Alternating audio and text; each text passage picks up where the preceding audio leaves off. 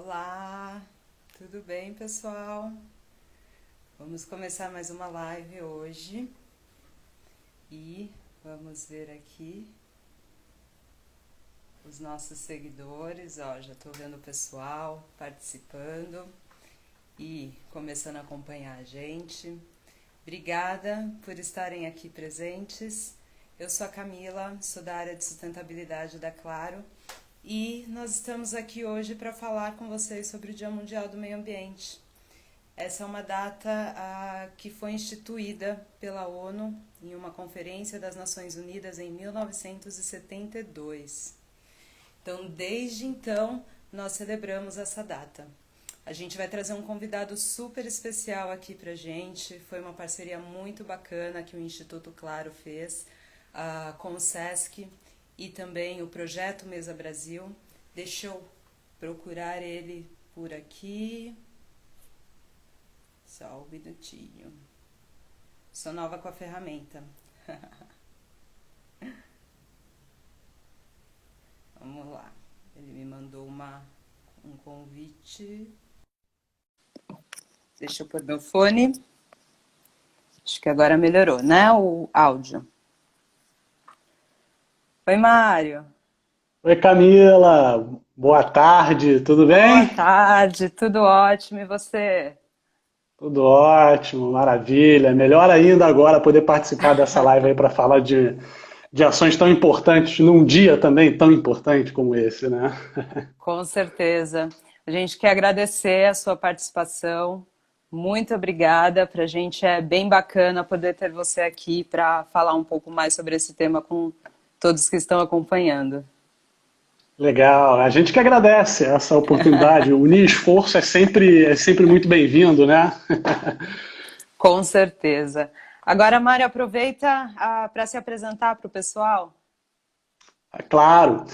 Bom, me chamo Mário Saladini, eu trabalho no Departamento Nacional do SESC, na assessoria de projetos especiais de sustentabilidade. Para quem ainda não conhece o SESC, o SESC ele é uma instituição que promove ações nos campos da educação, saúde, cultura, lazer e assistência. Nossa clientela preferencial são os comerciários, mas a gente também atende a sociedade em geral, né, principalmente em situação de vulnerabilidade.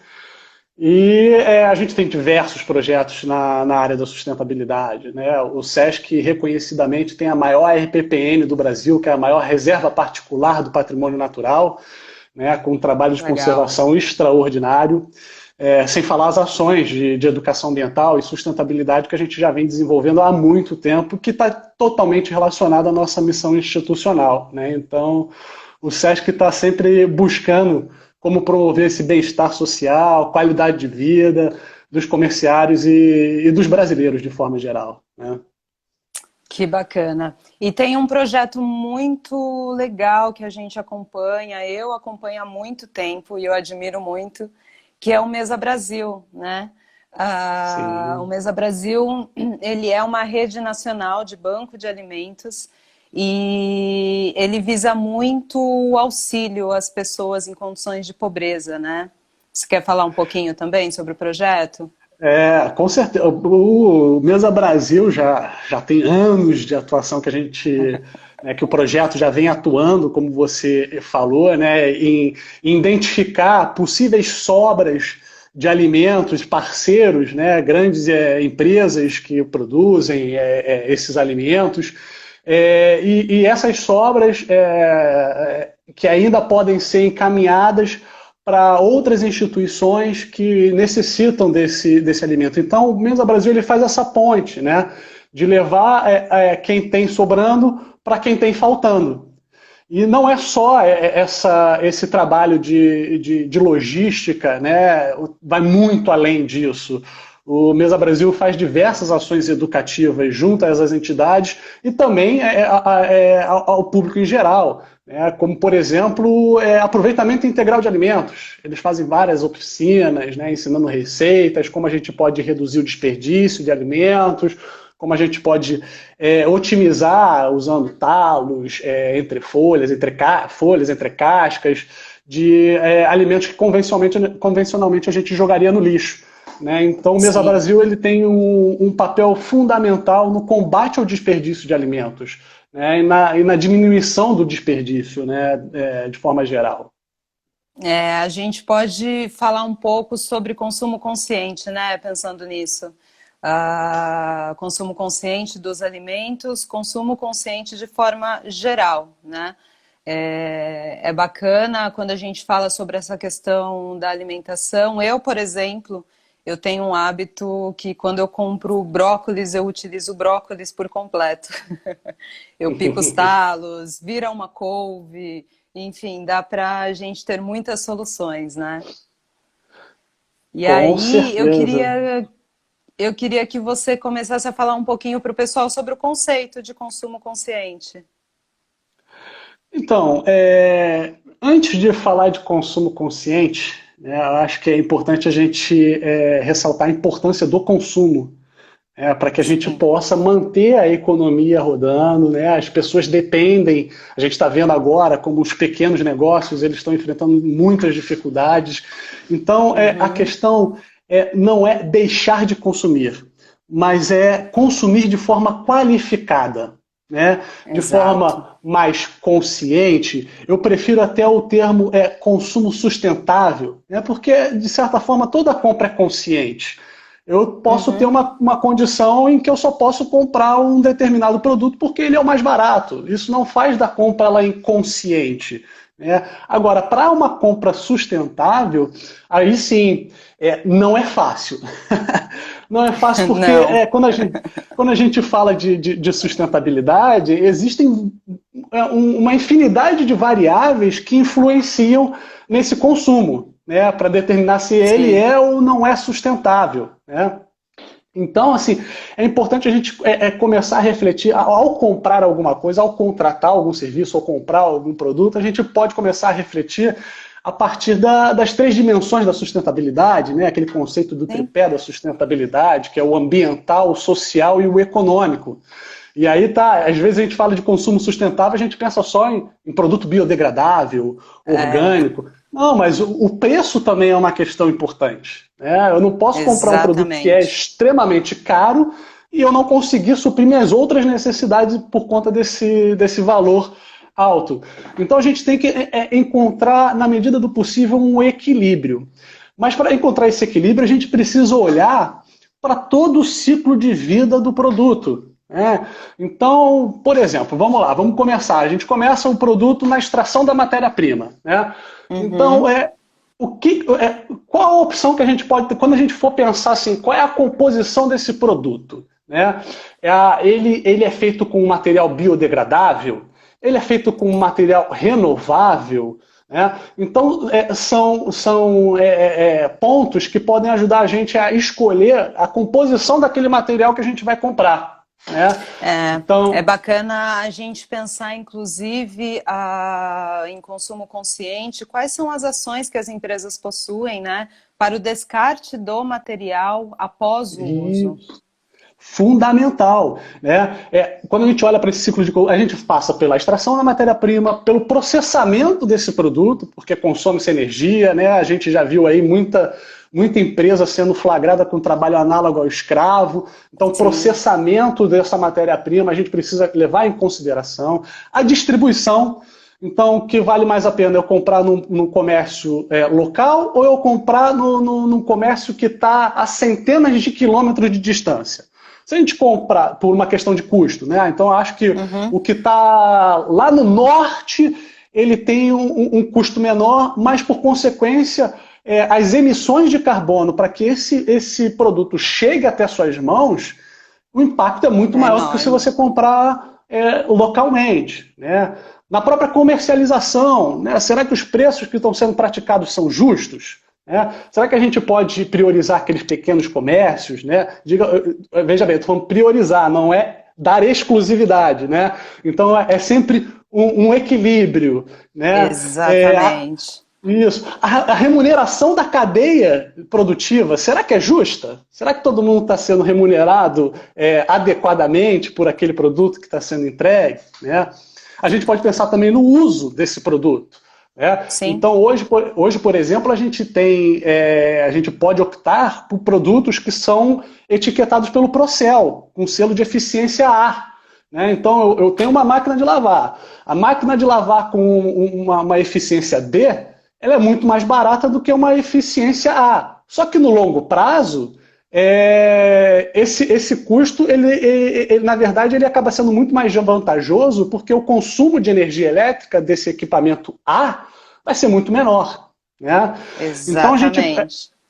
a gente pode pensar, e não só no consumo de energia, né? Hoje os próprios automóveis são etiquetados pelo Procel, né? Então, Sim. em termos de eficiência de consumo de combustível, de gás, os fogões têm o selo do Compete, que também traz aí a eficiência no consumo de gás, e água também. Então, lava-louças, lava-roupas, a gente pode olhar na especificação técnica do produto e ver qual que vai consumir menos água e, por consequência, a gente fazer uma compra mais vantajosa do ponto de vista econômico e ambiental, porque à medida em que a Ambiental. gente reduz o consumo de qualquer recurso natural, a gente, consequentemente, também tem traz uma economia muito grande para o nosso bolso. Né? E aí, Agora, por é fim, bacana. Desculpa, pode finalizar. não, por fim, só trazendo aquela questão que você trouxe, né, do descarte. Então, eu vou comprar um produto, será que ele é reciclável? Porque eu posso ter um produto e eu não consigo encaminhar para reciclagem. Então, ele vai ficar lá num aterro sanitário, num lixão, ad eterno. Provavelmente, por exemplo, falo do copo plástico. Né? O copo Uhum. plástico, se a gente consumir hoje e jogar ele no ambiente, provavelmente a gente vai morrer e não vai ver esse copo se decompor.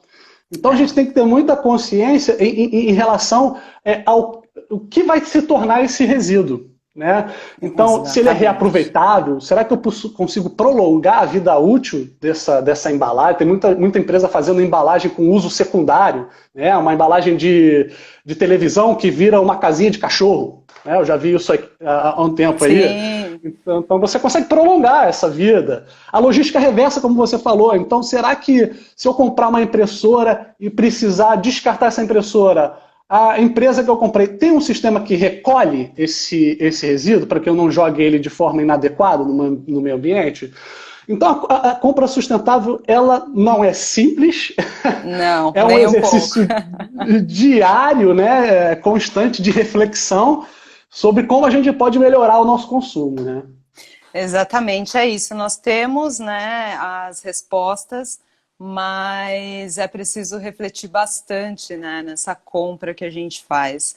Agora, você falou um pouquinho de resíduos, falou de água, falou de energia, tudo isso é bacana a gente comentar. Aos poucos a gente vai entrando em cada tópico.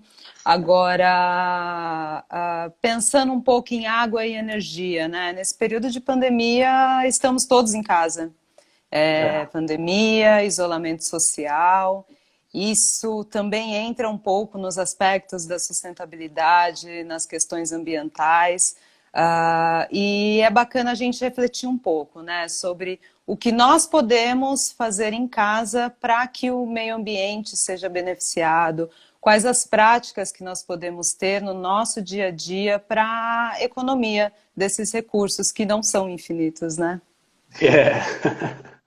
É bom sempre a gente ressaltar isso, né? A gente vive aí num planeta que existe uma finitude dos recursos, né?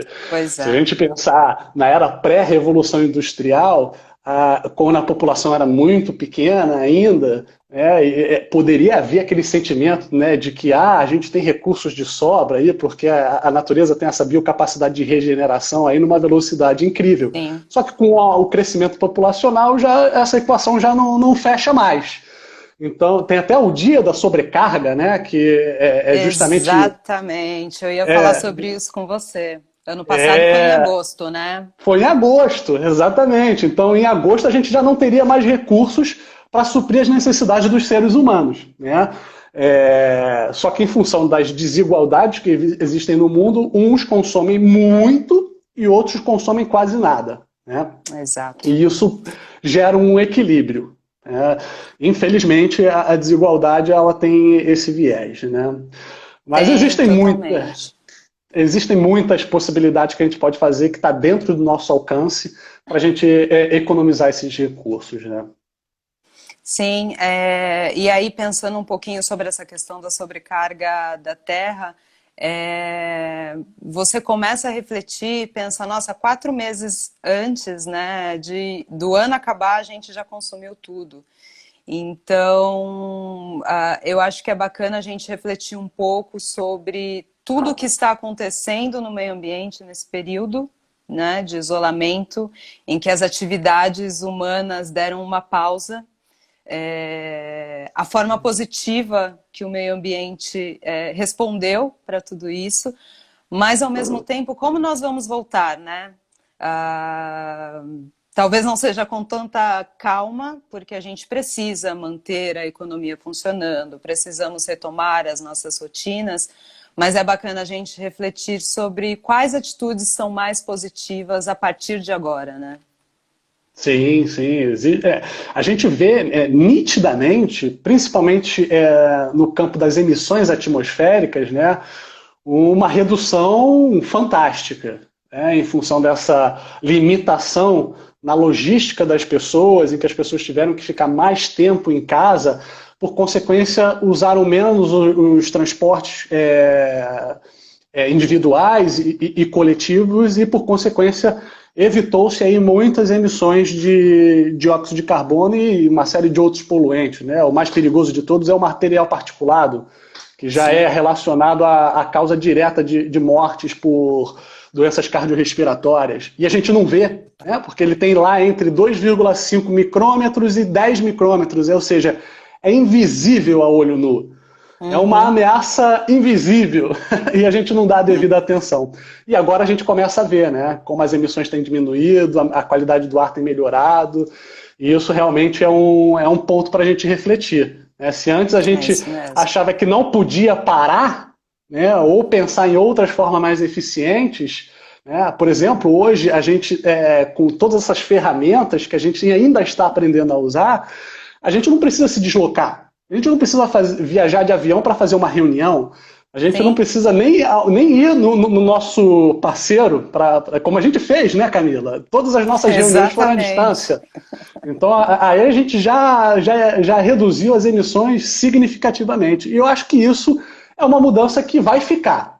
Eu acho que se tem, né, algum ponto positivo nesse cenário em que a gente está enfrentando, são esses novos hábitos que a gente vai começar a incorporar e que isso certamente vai trazer um benefício não só para o meio ambiente, mas para o bolso das pessoas também, né? Porque se locomover também não é barato, né? É muito mais barato a gente fazer uma reunião virtual, né?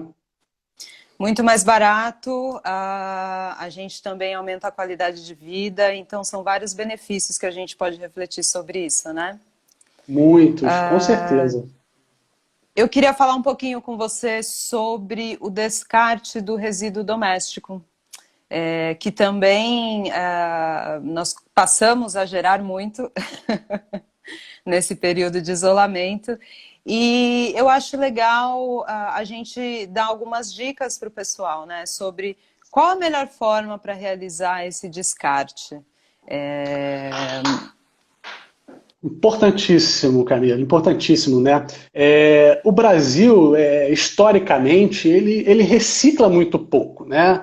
O brasileiro, ele de forma geral, ele não separa o resíduo, muito por conta da falta de coleta específica de material reciclável, né? Então, sempre tem aquele questionamento, né?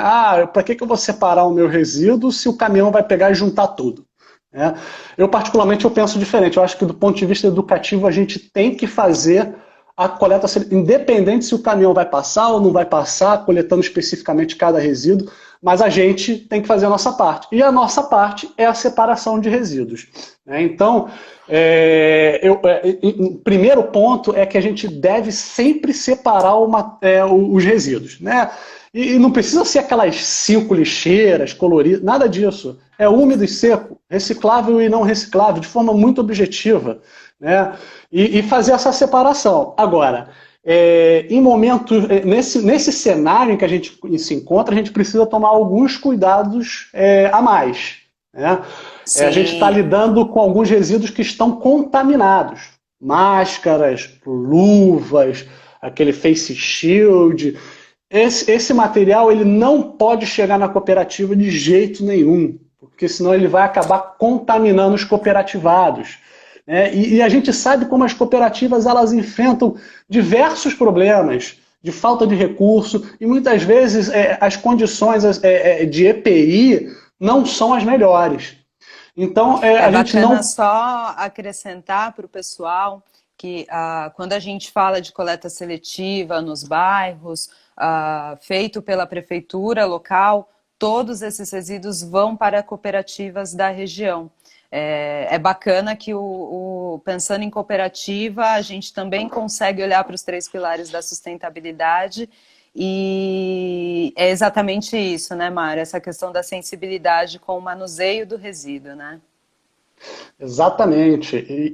Assim, existem algumas possibilidades, assim, algumas recomendações em relação a essa separação. Na verdade, assim, existem duas possibilidades.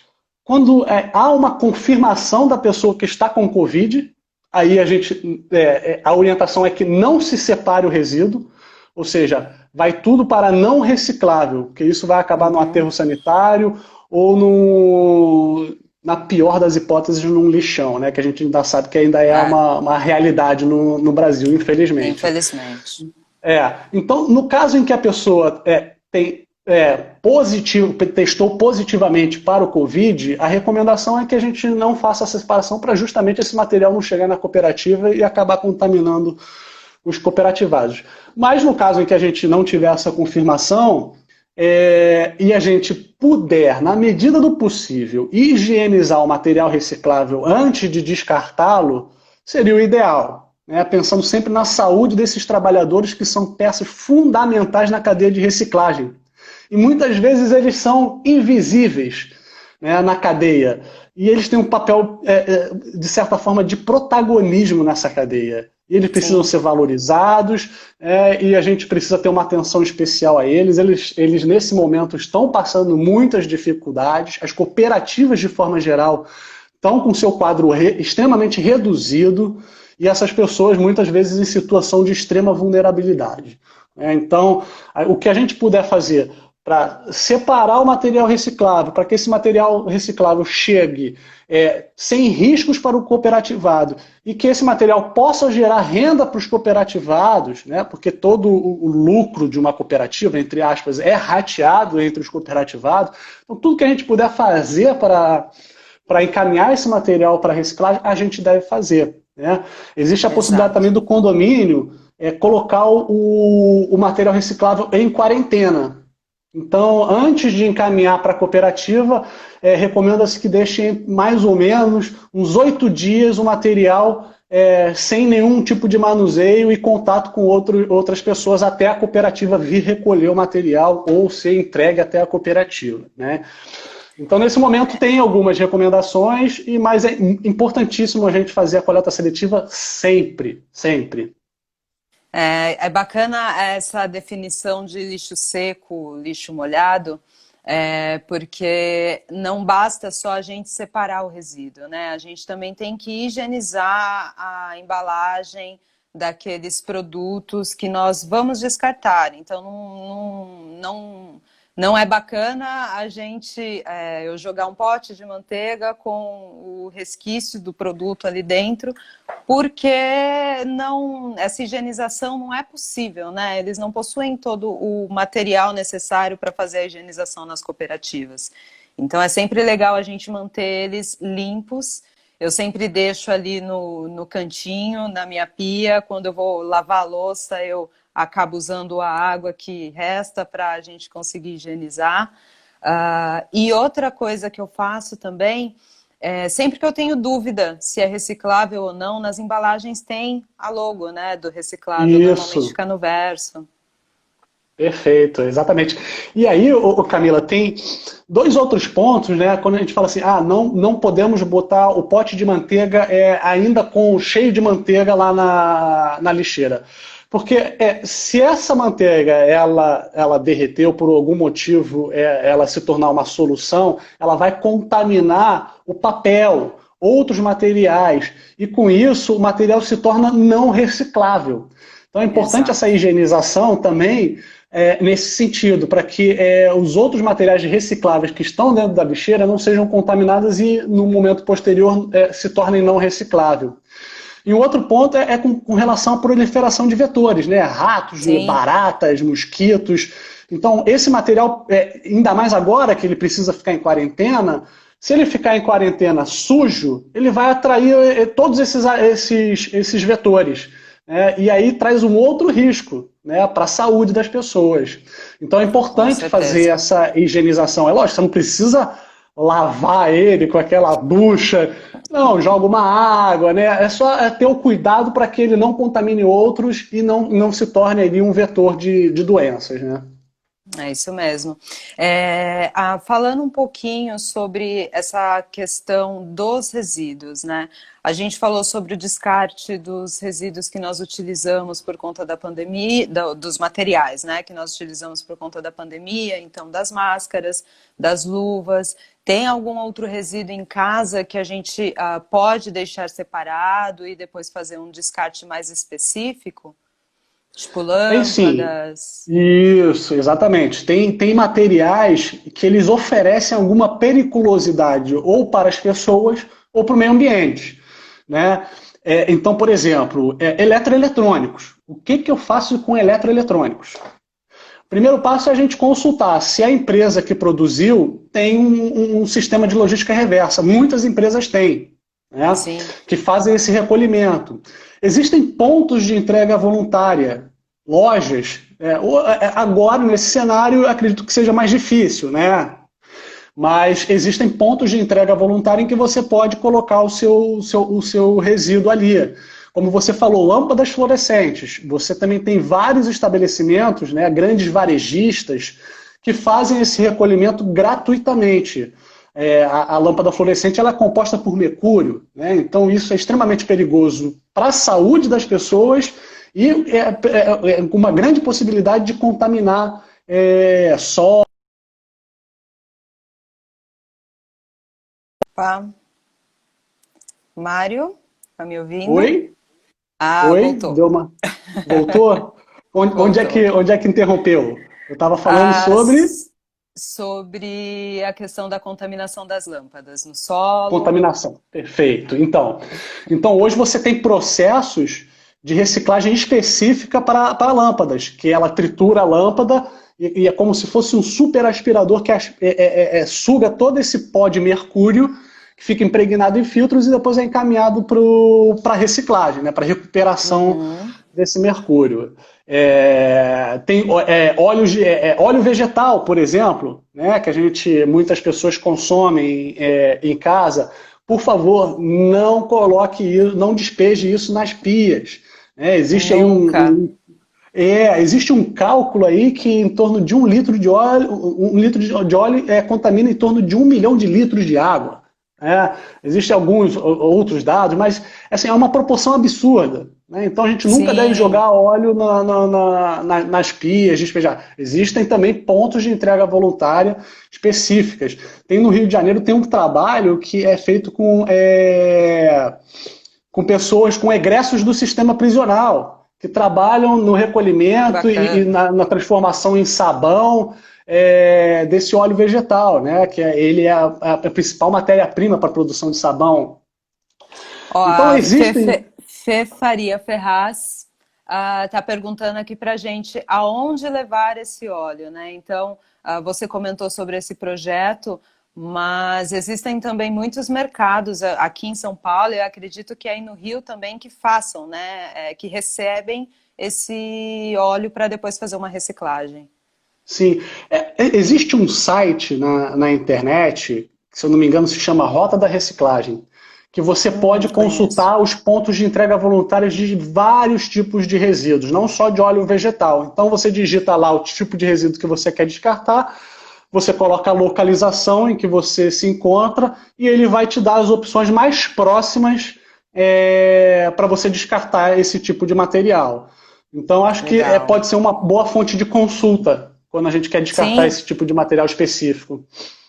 Com certeza. Não só isso, se a gente pensar em resíduos, nossa, a gente fica aqui um tempão falando, né? Tem as cápsulas, a Remédio, Gilbestra está falando medicamento. aqui, medicamentos, nossa, tem muitas coisas. Fora as ONGs também que atuam com a coleta do óleo e a reciclagem dele.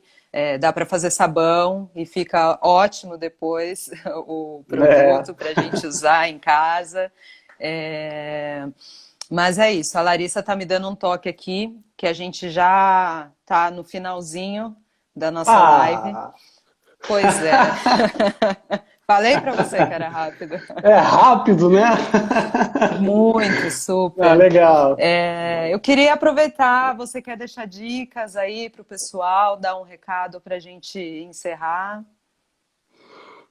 Olha, assim, eu sei que é difícil nesse momento de pandemia, que as nossas preocupações são enormes em vários sentidos, né? Mas que a gente não deixe de ter atenção a essas questões socioambientais, e Sim. que a gente, na medida do possível, a gente consiga internalizar isso no nosso dia a dia. E assim, a maioria das ações que a gente propõe para redução de impacto ambiental, social, a reboque disso vem uma economia de recursos. Então, ele toca numa parte muito sensível do corpo humano, né? Que é o bolso. Uhum. É. Então, a gente precisa, de fato, refletir cada vez mais sobre como a gente pode mitigar, ou seja, atenuar esses impactos que a gente gera diariamente no meio ambiente e na sociedade de forma geral. Legal, bacana. Mário, muito obrigada pela sua participação. Foi muito boa a conversa. Espero que a gente possa ter outras conversas como essa. O pessoal está Ah, aqui vamos sim. elogiando, adoraram o conteúdo. Você quer deixar o seu contato para o pessoal, se alguém tiver alguma dúvida, quiser falar com você depois? Ah, claro, posso deixar. O meu e-mail é msaladini, com i no final, @sesc.com.br. Então, a gente Ótimo, está sempre à disposição aí, pensando sempre de que forma a gente pode oferecer os melhores serviços para a sociedade. legal. Mário, brigadão. Vou encerrar com você aqui, mas vou ficar com o pessoal para dar alguns recadinhos, tá bom? Beleza, obrigado, Camila, obrigado, pessoal. Um abraço a todos. Tchau, tchau. Tchau. É isso aí, pessoal. Eu espero que vocês tenham gostado bastante. Acompanhei aqui os comentários. Se vocês tiverem alguma dúvida, vocês também podem seguir o perfil do Instituto Claro. Entre em contato com a gente, @Instituto Claro aqui no Instagram.